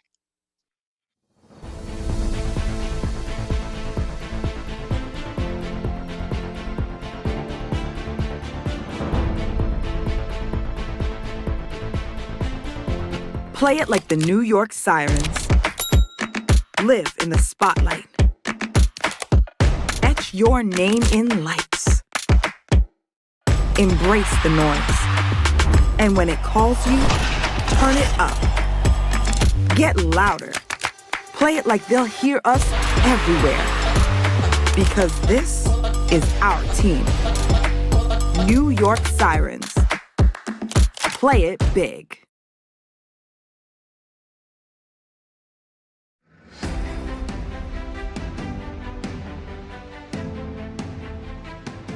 Hey, New Jersey, want to choose how you live as you age?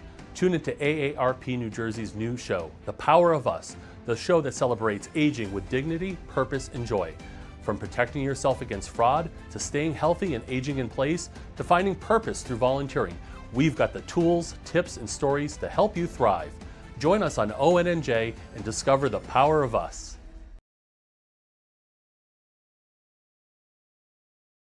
Play it like the New York Sirens. Live in the spotlight. Etch your name in lights. Embrace the noise. And when it calls you, turn it up. Get louder. Play it like they'll hear us everywhere. Because this is our team. New York Sirens. Play it big.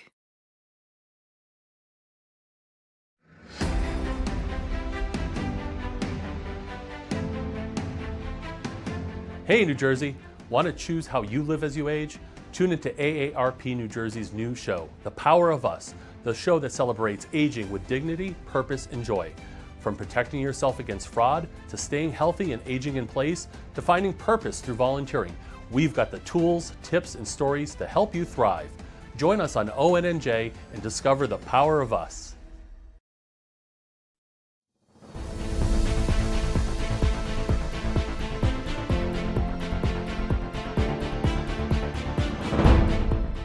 And welcome back to ONNJ Mornings. It is Wednesday, December 10th, 2025. We have 34 degrees in northern New Jersey, 30 degrees in Trenton at 8:30.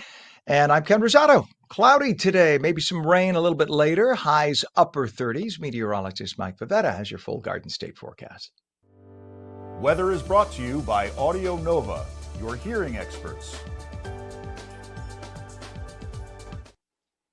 So milder it is, but yeah, that's not necessarily going to stay the way we want it to for the next few days, but 'tis the No, season, no. yes?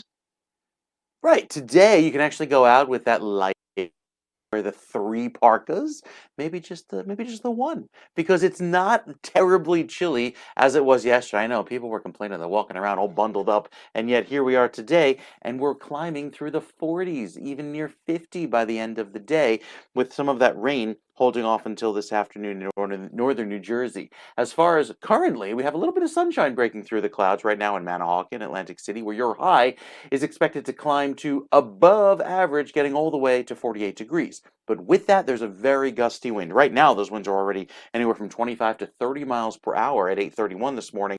But with more wind this afternoon comes milder weather and, of course, the rain later on today. Our average high is 47. We actually make it for the first time in several days. With all of the flurry activity happening predominantly to the north right now, this is just the initial batch of wintry mix that pauses, and then we see another round of wet weather get going into this afternoon. So most of this will occur into the late afternoon hours across most of New Jersey. The morning should be dry. Notice that little bit of blue streak right there, just encroaching in onto the northwestern border of the state. I think most of Pennsylvania. Whereas the rain takes over across the entire state and clears out by tonight, leading to a dry and colder day tomorrow. We're back to the chill, we're back to the wind, keeping it chilly all throughout Friday as well, and Sunday, no different. Plenty of cold weather around, helping those clouds form out to sea as the cold weather prevails. Now, by Friday night, there may be a few flakes and flurries as some moisture tries to sneak by down south of Cape May, but beyond that, it's a very weak system, only influences, say, Cape May County. So I think it's a non-issue for the rest of New Jersey, but it's the cold shots of air that come in one after the next, allowing for plenty of chilly weather to stick around, and even going into Saturday and Sunday, another little disturbance in the atmosphere, some energy sweeping on through that could give us a flake or flurry this weekend. No accumulation there. The 7-day forecast has more reinforcing shots of cold weather that take us even into next week. Look at how Monday and Tuesday barely get to the freezing mark, and then 3 as the high. That's after a morning that's stuck in the 20s. There's our snow chances for Sunday, primarily down the shore, and then Monday and Tuesday still chilly no matter where you find yourself in the Garden State. Lots of cold air through and through, Ken. Right. Thank you very much, sir. Appreciate that, and have a wonderful, wonderful few minutes. It is now 37 degrees northern New Jersey, 30 degrees in Trenton, 34 degrees in Vineland.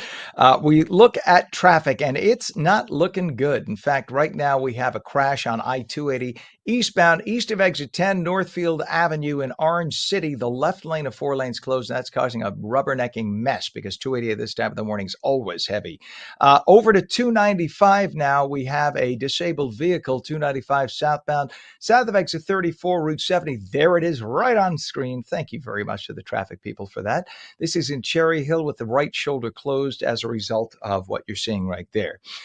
We go over to, gosh, we have so many to choose from here. Crash investigation, US 30, both directions west of Franklin Avenue, Berlin. All lanes closed there. Over to the Garden State Parkway, the northbound exit ramp. This is by exit 159, I-80 Saddlebrook. The right shoulder's blocked there, and that's causing what you see. And then staying on the Garden State Parkway, we have a disabled vehicle on the GSP northbound, a little bit further south. The exit ramp by exit 114 Red Hill Road in Holmdel, partial ramp blockage there causing delays. Over to 295, a disabled vehicle southbound, south of exit 34, Route 70, Cherry Hill. The right shoulder is closed there. And now we go to US 1 southbound. US 1 southbound, We have a crash with property damage north of I-287 in Edison. The right lane of 3 lanes closed there. My goodness.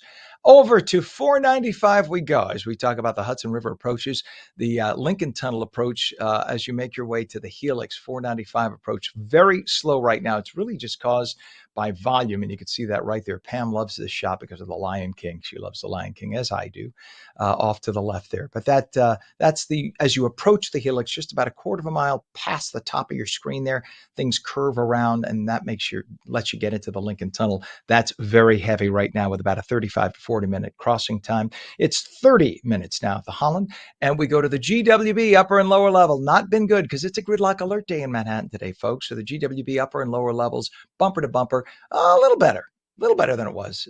It's not quite bumper to bumper. Let's just say very heavy. Let's call it that. It's going to cost 45 minutes in at 8:36. Well, 2 Absecon men have been arrested after making terroristic threats to DHS Assistant Secretary Tricia McLaughlin. Emilio Roman Flores and Ricardo Antonio Roman Flores, who are twin brothers, are accused of threatening to shoot ICE officers on sight in addition to threatening to hang McLaughlin. They're both American citizens. McLaughlin has become one of the key faces of the Department of Homeland Security under President Trump, alongside Secretary Kristi Noem. As a leading spokesperson, she has repeatedly raised concerns about a rise in attacks on and threats toward federal agents. 836, New Jersey may have overpaid millions of dollars for child care subsidies. A recent audit shows about 15% of all kids in the program getting the money actually don't qualify because their family incomes exceeds eligibility limits. That doesn't mean the families are making millions, but there are limits. I mean, whatever the limit is, apparently these young people are getting the money when the family should not be. At the same time, there are about 8,000 children on the waiting list who are not getting money, who need it, who do qualify. Poor oversight and weak internal controls allowed many ineligible participants to receive funds. The question is, why did this happen? Is it management? Is it just inept employees? Is it Democrats running the state who seem to have no problem giving away your money? Think about that.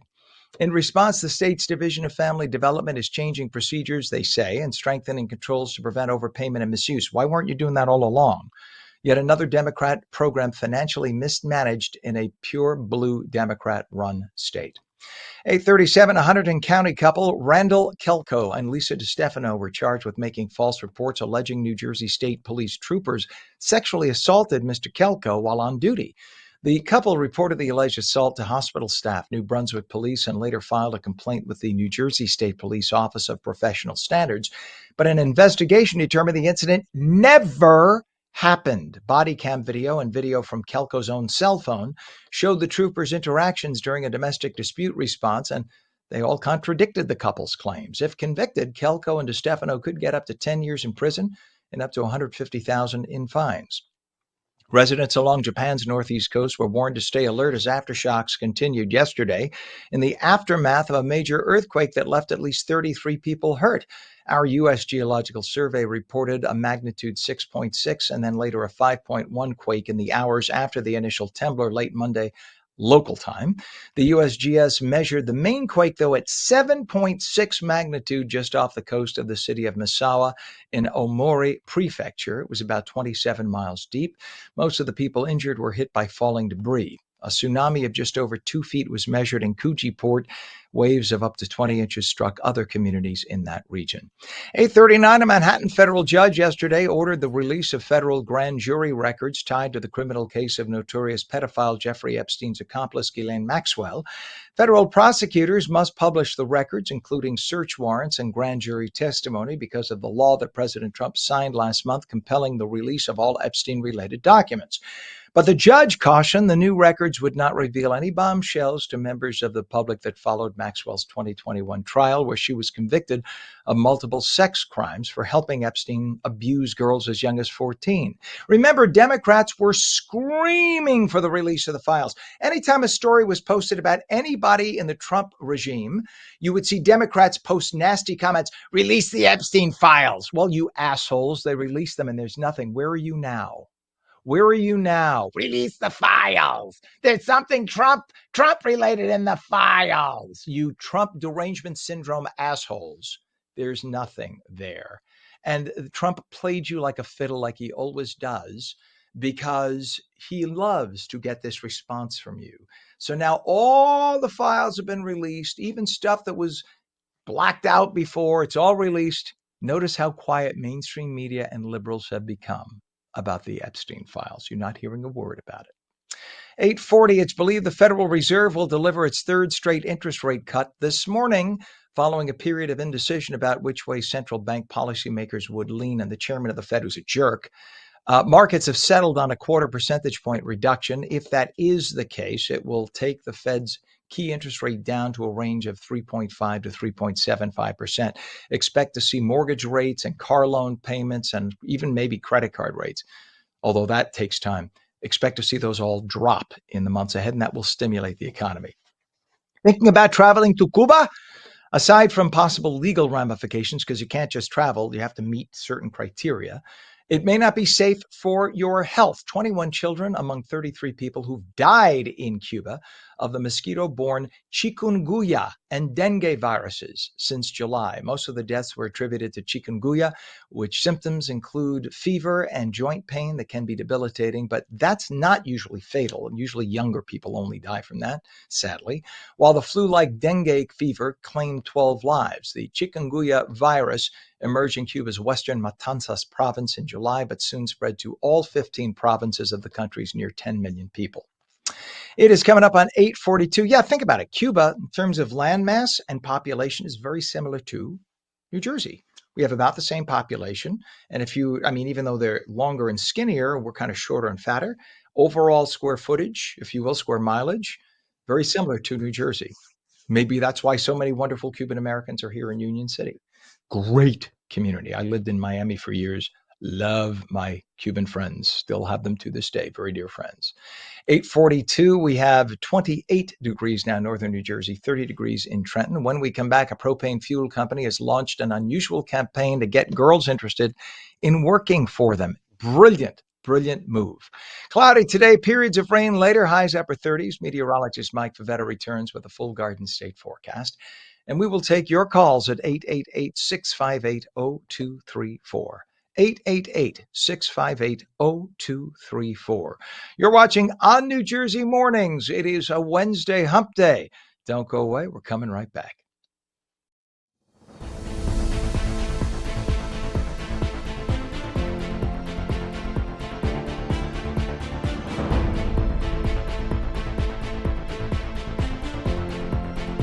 Play it like the New York Sirens.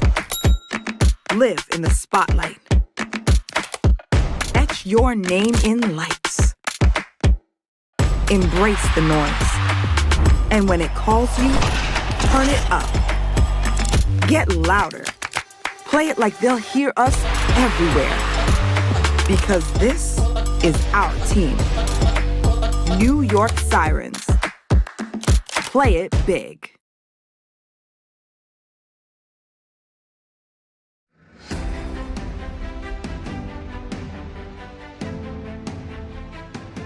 Hey, New Jersey, want to choose how you live as you age? Tune into AARP New Jersey's new show, The Power of Us, the show that celebrates aging with dignity, purpose, and joy.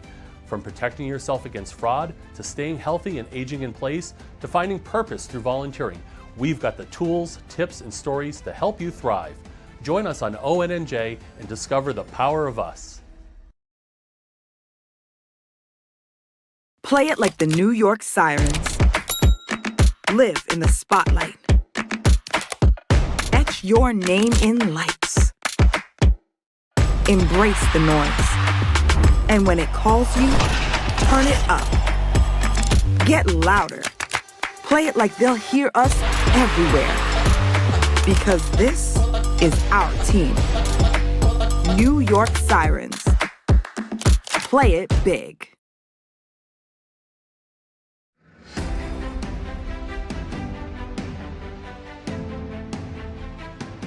Hey, New Jersey, want to choose how you live as you age?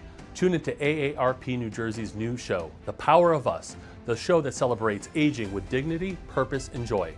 From protecting yourself against fraud, to staying healthy and aging in place, to finding purpose through volunteering, we've got the tools, tips, and stories to help you thrive. Join us on ONNJ and discover the power of us.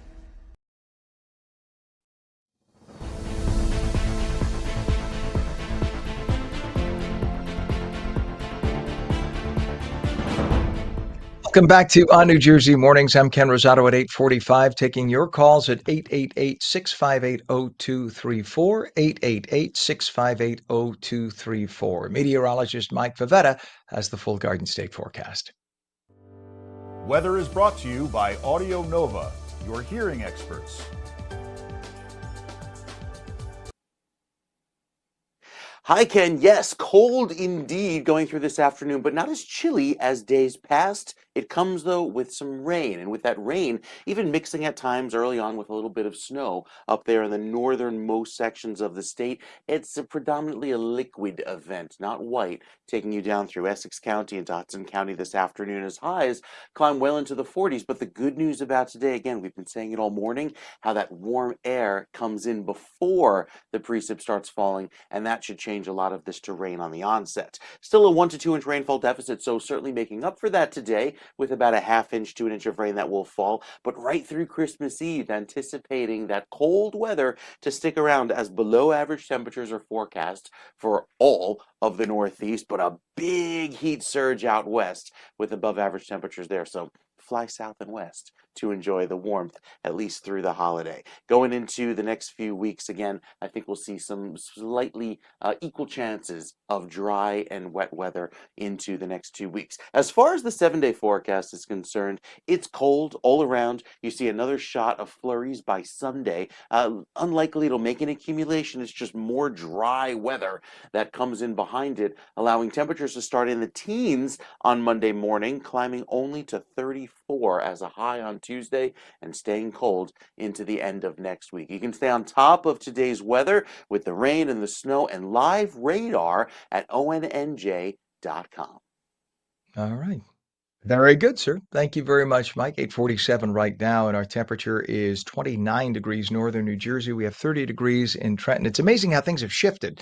I guess the winds have shifted, so I think we're getting westerlies right now, and that's causing northern New Jersey to get chilly. When we had easterlies early, it was warmer because we were getting a little warmer water temperatures between the Atlantic and the Hudson River.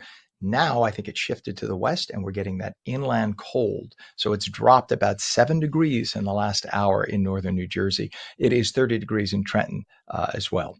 All right, we look at our traffic and we have a lot of it. A disabled vehicle now on I-280 eastbound, east of exit 10. That's causing what you see there. This is by Northfield Ave and Orange. All lanes are open, but you can see the damage done. And that's actually what we're talking about is coming toward us on the left side. The stuff on the right is just volume. Then we have 295 is an absolute mess here as well. 295, we have traffic by the Aljo curve. That tends to be trafficy as it is, but this morning there's an excessive amount of volume, and that's causing folks. There was right there where that open space is, there was an earlier breakdown, but apparently that's been cleared away. We have a disabled vehicle now on the Garden State Parkway northbound exit ramp at exit 114 Red Hill Road in Homedale with a partial ramp blocked. And then we go further north on the Garden State Parkway. This is by the northbound entrance ramp at exit 159 I-80 Saddlebrook. The right shoulder is blocked, and that's causing what you see on your screen there.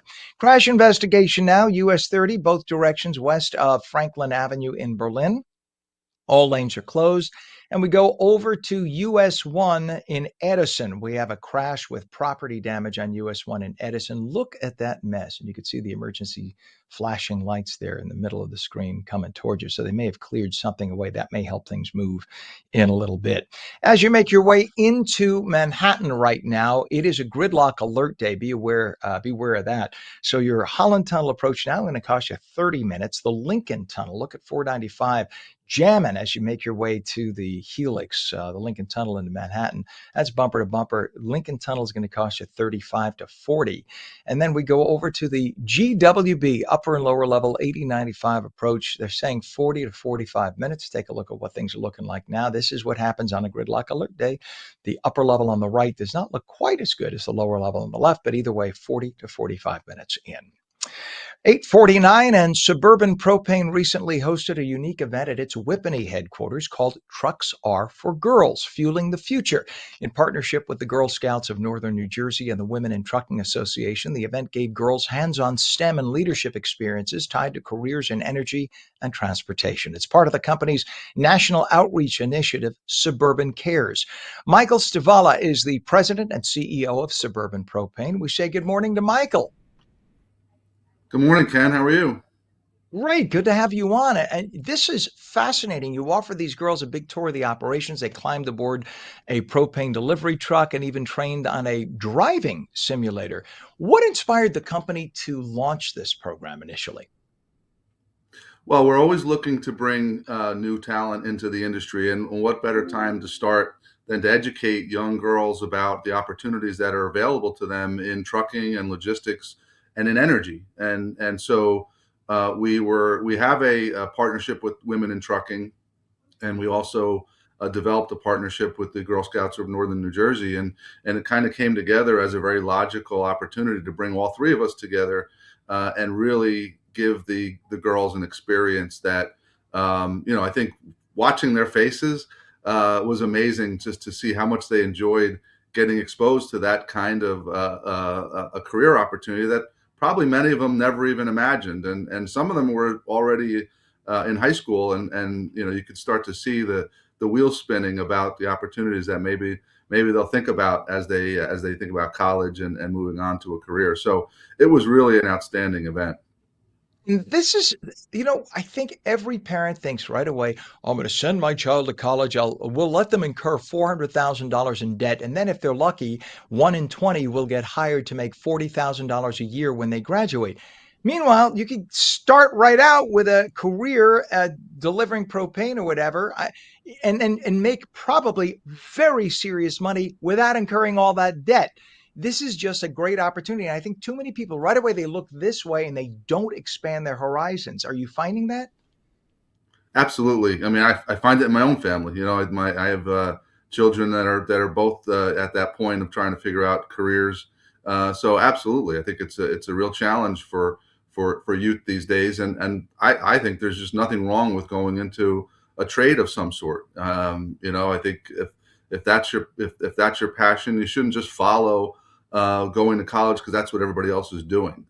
Finding a passion that works for you is going to make your opportunities and your appreciation for the career path that you choose that much more enhanced. And I think that's what we were able to expose these girls to, was just the many vast opportunities. And frankly, it wasn't just trucking. We gave them across the board experiences. We took them through different stations where they talked to people from our HR department, they talked to people from accounting, they talked to people from marketing, and really understood all the different careers that can be had just by going into the energy sector.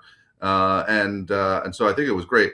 And then the simulator truck was a big hit, obviously. So Women in Trucking brought this huge simulator that gave the girls the opportunity to get behind the wheel of a tractor trailer and sort of feel what it would be like to have that much power and weight behind you, obviously in a simulator. But it was an incredible experience for them. What other time in anyone's life would they have that opportunity to see what it's like to be behind the wheel of a tractor trailer? That's a huge thing. And this is all part of your national community outreach program, Suburban Cares. Talk about Suburban Cares. Yeah, so we launched Suburban Cares in 2019. We are a hyper-local business. We started almost 100 years ago in West Orange, New Jersey, and now our headquarters are in Whippany, New Jersey. But we're in 42 states, and what is so important to us is that we're embedded in the local communities that we serve. And so giving back to those communities, and as well as partnering ourselves with national organizations that are meaningful to our mission, like the American Red Cross, are all fall under the Suburban Cares pillar. And so it really gives us the opportunity to sort of package in one pillar all of our philanthropic activities, encourages all of our 3,300 employees around the country to get involved in the local communities, and we support whatever organization that they want to be in, that they want to volunteer their time or resources to. And then we have a national partnership, like I said, with the American Red Cross. We're part of their prestigious annual disaster giving program, which is only about 55 companies around the country. And so we're very proud of that relationship where we support their preparedness for disasters, because we know they're going to happen, and they need funding for that.